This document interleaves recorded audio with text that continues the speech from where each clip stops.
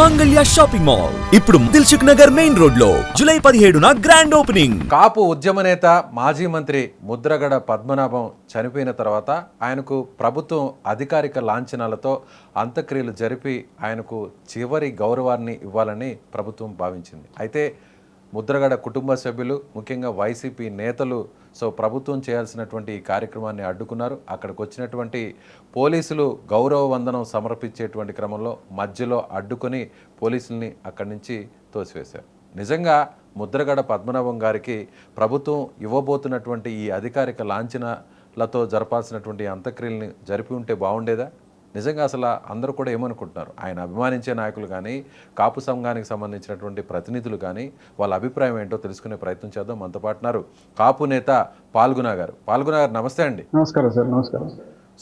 కుటుంబ సభ్యులైతే ప్రభుత్వం నుంచి వచ్చేటువంటి ఈ లాంఛనాలు కానీ ఈ కార్యక్రమాలు కానీ మాకు వద్దు, మా సాంప్రదాయం ప్రకారమే అంత్యక్రియలు జరుపుతామని చెప్పి వాళ్ళు రిజెక్ట్ చేశారు. ఆ తర్వాత అయినా కూడా పోలీసులు వచ్చి గౌరవ వందనాన్ని సమర్పించే క్రమంలో వైసీపీ నాయకులు అక్కడ అడ్డుకున్నారు. మాజీ మంత్రి, అక్కడున్న స్థానిక నాయకులు కూడా అడ్డుకున్న పరిస్థితి మనం చూస్తున్నాం.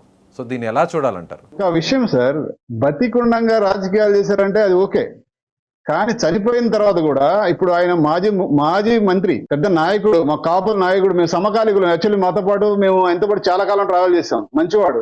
ఆయన అతని ఫ్యామిలీ మెంబర్స్ ని కూడా ఈ అంబటి రాంబాబు బ్యాచ్ అంతా కూడా ఇన్ఫ్లుయెన్స్ చేశారు. ఎందుకంటే ఎవరికి పడితే వాళ్ళకి ప్రభుత్వ లాంఛనాలు ఎవరు, ఈయన వచ్చి నుంచున్నా ఈ రోజు అంబటి రాంబాబు గారు చనిపోయినా ఆయనకి ఎవరు. కానీ ఆయనకున్న గౌరవానికి, ఆయన ఇంతకాలం కాపులు సేవ చేశాడు, కాపు రిజర్వేషన్ గురించి పోరాడాడు. మేము ఆయన చేత కనీసం అంటే ఒక 20 మీటింగ్లు మేము ఆయనతో ఇచ్చేసాం. మాకు తెలిసిన మంచి వ్యక్తి, కాపుల గురించి పాటుపడ్డ వ్యక్తి. అలాంటి వ్యక్తికి ఇలాంటి గౌరవం దక్కనీయకుండా చేయడం అనేది ఇలా తప్పండి. ఫస్ట్ ఈ కుటుంబ సభ్యులను కూడా నా లెక్క ప్రకారం ఇన్ఫ్లుయెన్స్ చేశారనేది ఒక ఇది. ఎందుకంటే వాళ్ళు గిరి కానీ వాళ్ళ పిల్లలు కానీ వాళ్ళ మిసెస్ కానీ ఆ విధమైన మనుషులు కాదు.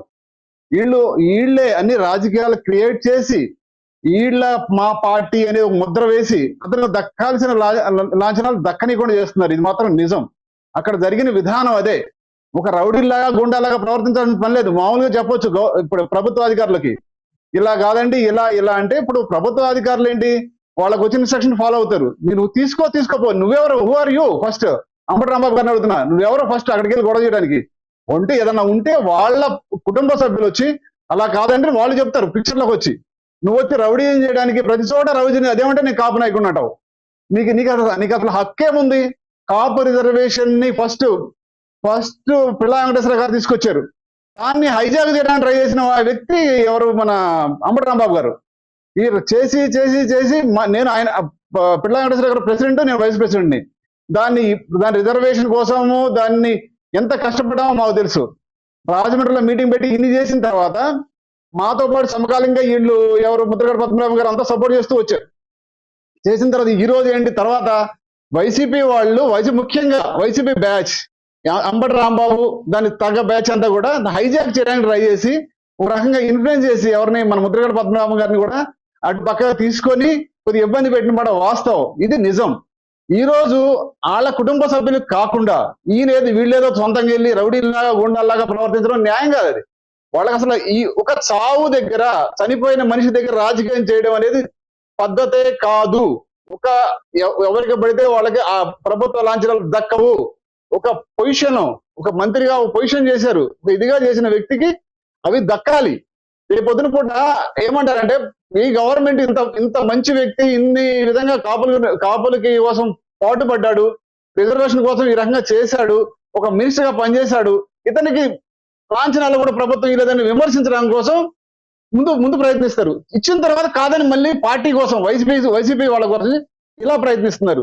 ఒక రౌడీజంగా, గూండాయిజంగా ప్రవర్తించొద్దండి. ఎవరైనా కానీ, నాయకులు అంటే నాయకువే, నేను ఒప్పుకుంటాను. కానీ ఈ విధమైన ఇదొద్దు. నువ్వు చేస్తే నువ్వు ప్రాపర్ గా చెయ్యి. నేను చూస్తుంటే అదేదో ఒక పోలీసుల మీదకి రౌడీలు గుండాలు వెళ్ళినట్టుగా ప్రవర్తిస్తున్నారు. అసలు మీకు రైట్ ఏముంది అక్కడ మీరు మాట్లాడడానికి? మీరు వాళ్ళు ఏమంటున్నారంటే, పాల్గొన గారు, అక్కడ వాళ్ళు ఏమంటున్నారంటే, మేము ఆల్రెడీ అక్కడ వచ్చినటువంటి మంత్రులకు అలాగే పోలీసు అధికారులకు కూడా చెప్పడం జరిగింది, వద్దు, మాకు ఇష్టం లేదు, ఆయన కోరిక మేరకే అంత్యక్రియల్ని మా సాంప్రదాయం ప్రకారం జరుపుకుంటాం. ముఖ్యంగా అసలు ప్రత్యర్థి పార్టీలు బతుకున్నప్పుడు ఆయన్ని ఎన్నో రకాలుగా అవమానించారు, ఇబ్బంది పెట్టారు. ఇప్పుడు చనిపోయిన తర్వాత ఈ పేరుతో వచ్చి ఈ విధంగా చేయడం అనేది మాకు కూడా మనస్కరించడం లేదు అనేది వాళ్ళు చెప్పినటువంటి ఒపీనియన్. చెప్పిన తర్వాత Actually గా వెనక్కి ఇక్కడ వెళ్ళిపోకుండా బలవంతంగా ఎందుకు చేస్తున్నారు, అందుకోసమే మేము వచ్చి అక్కడ ఈ విధంగా పోలీసులు నిలదీసాము అనేది వైసీపీ చెప్తున్నటువంటి మాట. ఇక్కడ ఏంటంటే ఒక మినిస్టర్ గా పనిచేసిన వ్యక్తి గవర్నమెంట్ లో ఉమ్మడి ఆంధ్రప్రదేశ్ లో పనిచేసిన వ్యక్తికి ఆటోమేటిక్ గా అతనికి ఒక హక్కులు ఉంటాయి. ఏవి ఇది ప్రభుత్వ లాంఛనాలు తీసుకునే హక్కు ఉంటుంది. ఆ హక్కుని కాదనేది ఎవరి కుటుంబ సభ్యులకు కానీ వేరే వాళ్ళకి కానీ ఎవరికి లేదు. వాళ్ళు చేయాలి, వీళ్ళు కాదు అనడానికి వీళ్ళకి హక్కే లేదు రియల్ గా, కుటుంబ సభ్యులు కానీ ఎవరికైనా. కానీ కుటుంబ సభ్యులను మాటలను గౌరవిస్తారు, ఎవరైనా గౌరవించాలి, గౌరవిస్తాం. కానీ మధ్యలో ఈ పార్టీ వాళ్ళు వచ్చి ఈ విధంగా గొడవ చేసే విధానం మంచిది కాదు. ఓకే, చెప్పే విధానం ఓకే, గొడవ చేసి రౌడీలాగా బిహేవ్ చేయదు. చేస్తే వాళ్ళ పని వాళ్ళు చేసుకుని పోతారు, నిజమైంది. ఇప్పుడు వాళ్ళ డ్యూటీ ఏంటి? ఒక గవర్నమెంట్ గా ఇంతకు ముందు ఎక్స్ మినిస్టర్ గా పనిచేశారు. ఎక్స్ మినిస్టర్కి ఇవ్వాల్సిన హోదా అది, ఆ గౌరవం ఇస్తారు. ఇచ్చిన తర్వాత మీ ఇష్టం, అది మీరు పక్కన ఏమైనా చేసుకోండి, మాకు వద్దని ఏమైనా చేసుకోండి, వాళ్ళ పని వాళ్ళు చేస్తారు.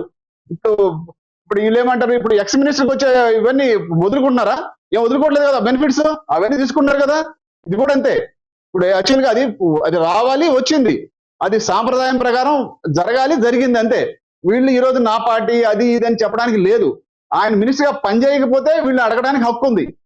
పని చేశారు, ఎక్స్ మినిస్టర్ గా ఒక హోదా ఉంటుంది, అతనికి కావాల్సిన లక్షణాలు ఉంటాయి, అవన్నీ కూడా బెనిఫిట్స్ ఉంటాయి. ఆ బెనిఫిట్స్ తో పాటు ఇది కూడా ఒకటి ఉంటుంది అనమాట. This is clear. ఏంటంటే కాన్స్టిట్యూషన్, ఇప్పుడు రాజ్యాంగంలో ఉన్న ఏది మన ఒక వెసులుబాటు, దీని ప్రకారం ఇస్తారు. ఎవరికి పడితే వాళ్ళకి రోడ్డు చేయరు. రాజ్యాంగం కల్పించినటువంటి ఆ హక్కుల్ని వాళ్ళు ఉల్లంఘించారంటారా ఇప్పుడు వైసీపీ నాయకులు?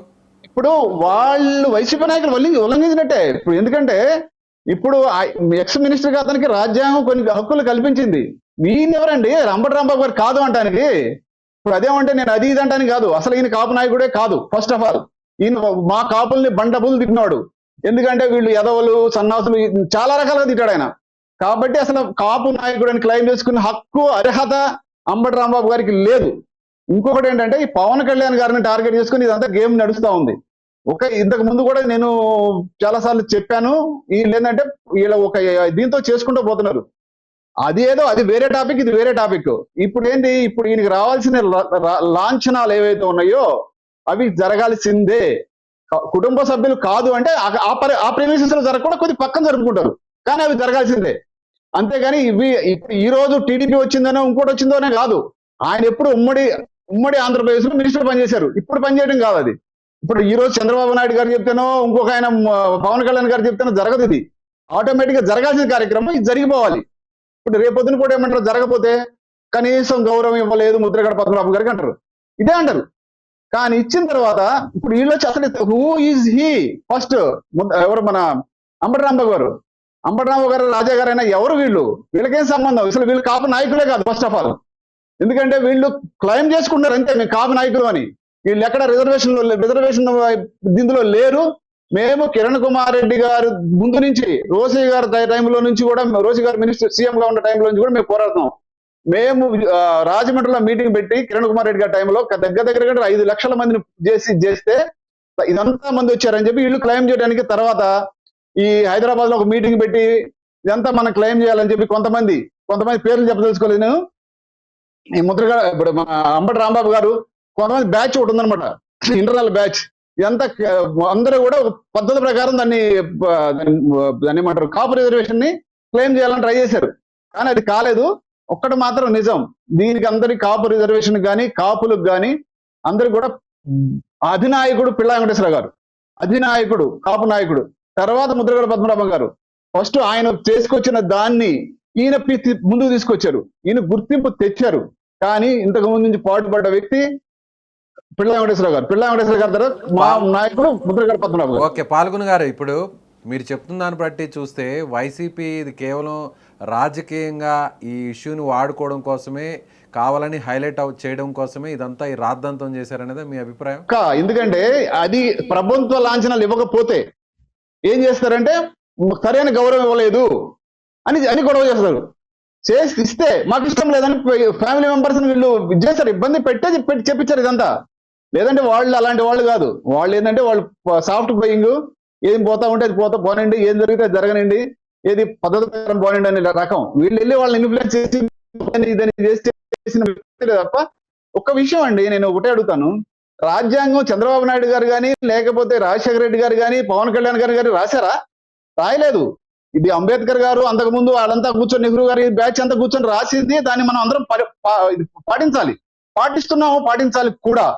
కాబట్టి నేనేమంటానంటే, ఇది ఇక్కడ ఈ రోజుకి వచ్చింది కాదు. ప్రభుత్వ లాంఛనాలు ఎక్స్ మినిస్టర్ అనేది ఎప్పటి నుంచో ఉన్నది, సాంప్రదాయం. అది రాజ్యాంగం ప్రకారం వచ్చిన హక్కు, ఆయనకి ఇవ్వాలి. ఈయన ఎవరండి? అమర్ రాంబాబు గారు ఇంకో ఆయన ఎవరు అడగడానికి వీళ్ళకి సంబంధమే లేదు.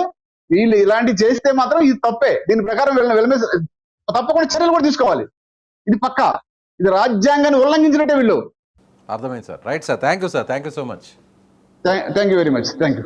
సో ఇది కాపు నేత పాల్గొన్న గారు చెప్తున్నట్టుగా, సో ఖచ్చితంగా వైసీపీ దీన్ని రాజకీయంగా మలుచుకునే విధంగానే ఈ ఇష్యూని డైవర్ట్ చేస్తున్నారు. సో ముఖ్యంగా రాజ్యాంగం కూడా ఒక మాజీ మంత్రికి దక్కాల్సినటువంటి గౌరవాన్ని, రాజ్యాంగం ఇచ్చినటువంటి హక్కులను కూడా వీళ్ళు ఉల్లంఘిస్తున్నారు. సో ముద్రగడ కుటుంబానికి సంబంధించిన వ్యక్తులు ఎవరైనా కానీ, అంటే ముద్రగడ పద్మనాభం భార్య కానీ, ఆయన కుమారుడు కానీ ఇలాంటి వ్యక్తిత్వం ఉన్నటువంటి కుటుంబం కాదు. కావాలనే వైసీపీఏ వాళ్ళ మీద ఫోర్స్ చేసి ఈ విధంగా వద్దని చెప్పించారు సార్. కానీ ఎక్కడ కూడా రాజకీయాలను ముడిపెట్టాల్సినటువంటి అంశం అంత్యక్రియల్లో తీసుకురావాల్సినటువంటి పరిస్థితి కరెక్ట్ కాదు అనేది ఆయన చెప్తున్నటువంటి మాట. సో మీరు ఈయన వ్యాఖ్యలను, ఈయన అభిప్రాయాన్ని ఏకీభవిస్తున్నారా లేదా?